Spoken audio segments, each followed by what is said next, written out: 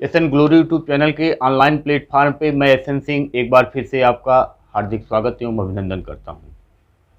DElEd second semester परीक्षा की तैयारी के क्रम में प्रथम प्रश्न पत्र वर्तमान भारतीय समाज एवं प्रारंभिक शिक्षा में इसके पहले के क्लास में हमने चर्चा किया कि सन 1968 की जो नई शिक्षा नीति आई थी वह किस आयोग की सिफारिश पर आई थी और उसने भारत सरकार को कौन कौन से सुझाव दिए कि जिससे पूरे भारत में, पूरे राष्ट्र में एक राष्ट्रीय शिक्षा प्रणाली विकसित की जा सके, जिससे राष्ट्रीय एकता को सुदृढ़ करने में हमको मदद मिले। तो उसकी चर्चा हमने इसके पिछले क्लास में किया। आज की क्लास में हम चर्चा करेंगे कि 1968 की जो राष्ट्रीय शिक्षा नीति थी उसके बाद जो राष्ट्रीय शिक्षा नीति आई वो सन 1979 ईस्वी में 1979 ईस्वी में आया। उस 1979 ईस्वी में जो राष्ट्रीय शिक्षा नीति था उसमें कौन कौन से प्रावधान किए गए, क्या क्या सिफारिशें की गई, कौन कौन से उसमें नीतियां लागू की गई, इसकी चर्चा हमको इस वीडियो में करनी है, इस क्लास में करनी है।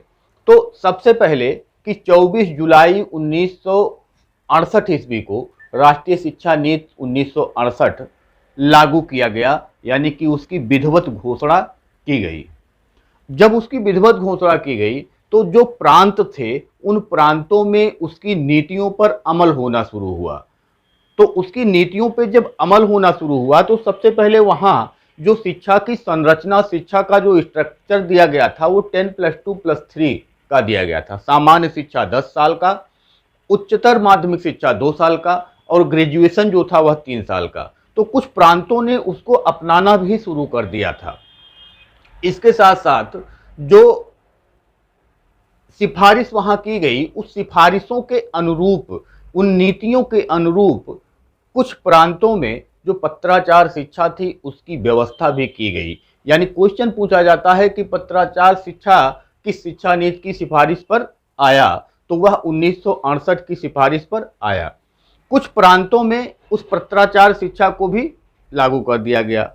प्राथमिक शिक्षा, माध्यमिक शिक्षा और उच्च शिक्षा के उन्नयन के क्षेत्र में थोड़ा सा प्रयास शुरू किया गया। इसके साथ साथ जो कृषि शिक्षा, तकनीकी शिक्षा और इंजीनियरिंग शिक्षा, इसकी जो बात थी उसमें भी प्रसार के क्रम में लोग, जो प्रांतीय सरकारें थी वो लगी।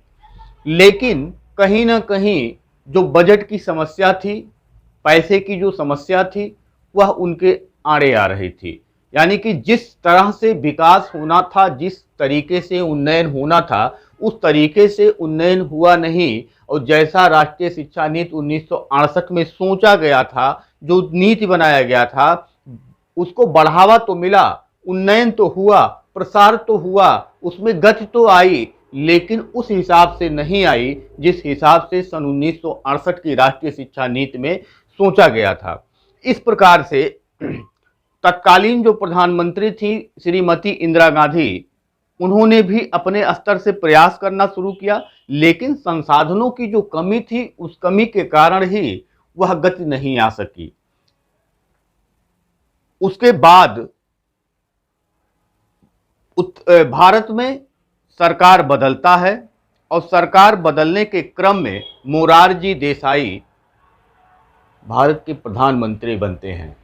मोरारजी देसाई भारत के प्रधानमंत्री बनते हैं, जनता दल से भारत के प्रधानमंत्री बनते हैं। यानी कि जब राष्ट्रीय शिक्षा नीति 1979 को लाया गया तो उस समय जो भारत के प्रधानमंत्री थे वह मोरारजी देसाई थे, जो जनता दल पार्टी से थे। क्वेश्चन पूछा जाता है कि सन 1979 ईस्वी में राष्ट्रीय शिक्षा नीति के समय भारत का प्रधानमंत्री कौन था, भारत का शिक्षा मंत्री कौन था? तो उन्होंने क्या किया, एक संसदीय समिति बनाया, एक सांसदों की समिति बनाई और इस समिति को उन्होंने कहा कि आप जाइए और एक नई राष्ट्रीय शिक्षा नीति का निर्माण कीजिए। उस समिति में जो शिक्षा मंत्री थे प्रताप चंद्र चंद्र, जो तत्कालीन शिक्षा मंत्री थे, उन्होंने कुछ शिक्षाविदों को अपने साथ लिया, शिक्षा शास्त्रियों को अपने साथ लिया और कुछ संसद सदस्यों के सहयोग से नई राष्ट्रीय शिक्षा नीति की घोषणा की, जो अप्रैल 1979 ईस्वी में घोषित किया गया। तो यहां पे सबसे पहले हमको चर्चा ये करनी थी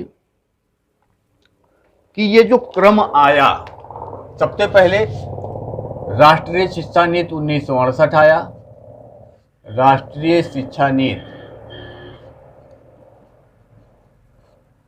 1968, इसके बाद राष्ट्रीय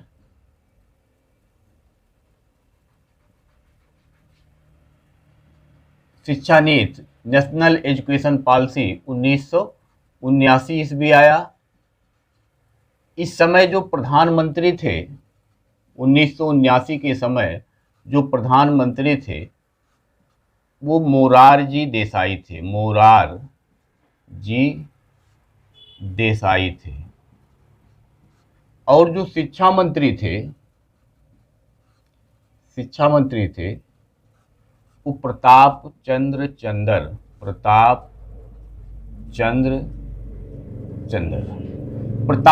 चंद्र और प्लस कुछ जो शिक्षा शास्त्री इसको साथ लेकर के, शिक्षाविद को साथ लेकर के, और प्लस कुछ संसद सदस्यों को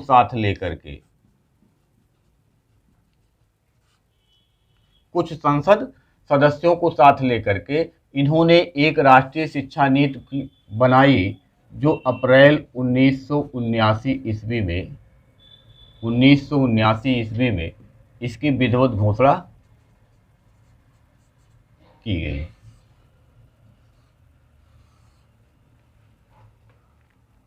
यहां पर जो आपको सबसे मुख्य चीज देखना है, सबसे मुख्य बात जानना है, वह जो राष्ट्रीय शिक्षा नीति 1968 का था, यहाँ पे 10+2+3 की राष्ट्रीय शिक्षा संरचना को स्वीकार किया गया था।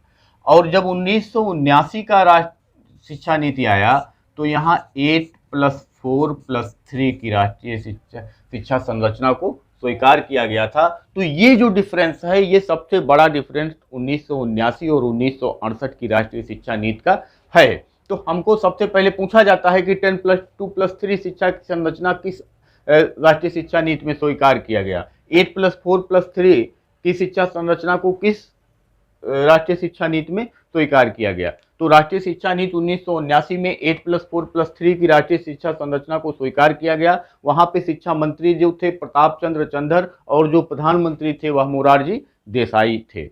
अब हम देखेंगे कि इस 1979 में जो नई शिक्षा नीति आई, उसके जो मूल तत्व थे वह कौन कौन से थे, उसमें कौन कौन से प्रावधान किए गए थे। तो सबसे पहला जो यहाँ कहा गया कि शिक्षा की व्यवस्था करना, पहला कहा गया कि शिक्षा की जो व्यवस्था है,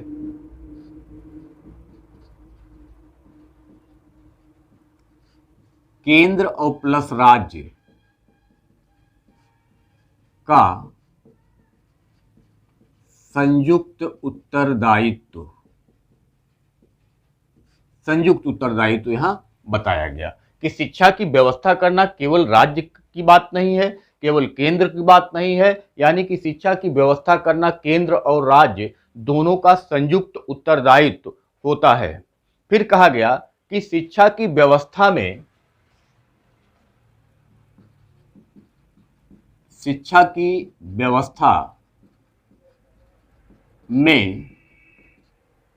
व्यक्तिगत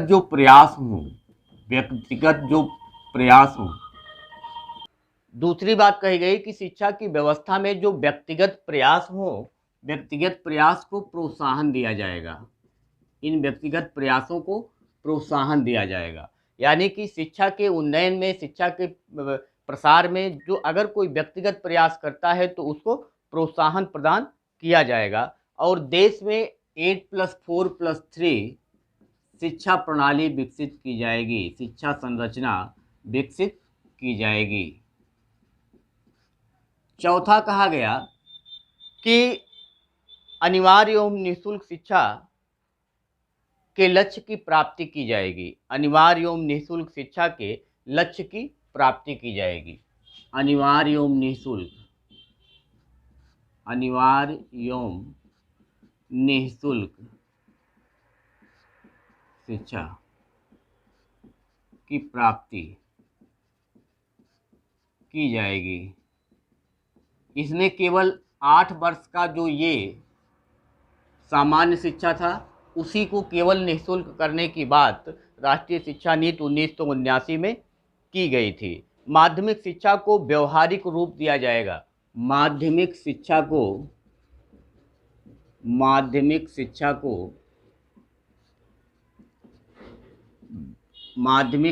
को व्यवहारिक रूप दिया जाएगा।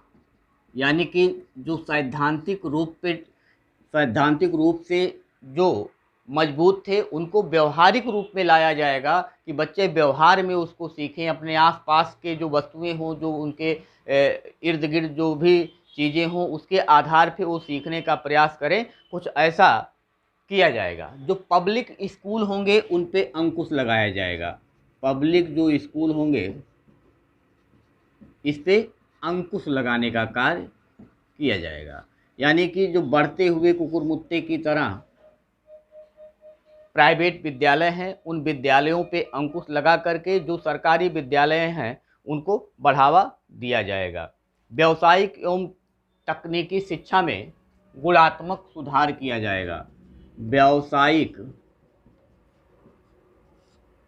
और प्लस तकनीकी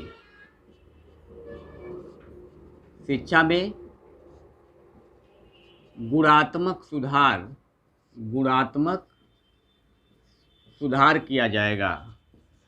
चाहे व्यावसायिक हो, यानी कि एक स्तर की शिक्षा प्राप्त करने के बाद जब उसको व्यावसायिक शिक्षा दी जाएगी, जब उसको तकनीकी शिक्षा दी जाएगी, किसी कौशल की शिक्षा दी जाएगी, तो उसमें गुणात्मक सुधार करके बच्चों को उस स्तर का बनाया जाएगा कि वह अपने भविष्य के भावी जीवन में वो जा करके कहीं ना कहीं अपने पैरों पर वो खड़े हो सकें और अपना जीवन यापन वो अच्छे से कर सकें। शिक्षा का माध्यम जो होगा वह क्षेत्रीय भाषा होगा। शिक्षा का जो माध्यम होगा वह जो वहाँ की क्षेत्रीय भाषा होगी वह होगी। शिक्षा का माध्यम जो वहाँ की क्षेत्रीय भाषा होगी वह होगी। मूल्यांकन प्रणाली में सुधार किया जाएगा। मूल्यांकन की जो प्रणाली होगी और जो शिक्षक का जो प्रशिक्षण होगा उसमें सुधार किया जाएगा।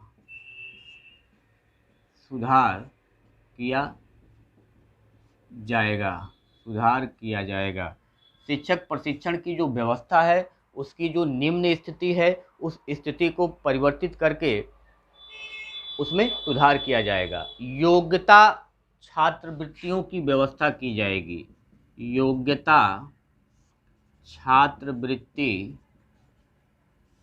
की व्यवस्था की जाएगी। इसके अलावा योग्यता छात्रवृत्ति का मतलब कि जो अच्छे बच्चे होंगे उनके लिए छात्रवृत्ति की व्यवस्था की जाएगी। प्रौढ़ शिक्षा पर विशेष बल दिया जाएगा। प्रौढ़ शिक्षा पर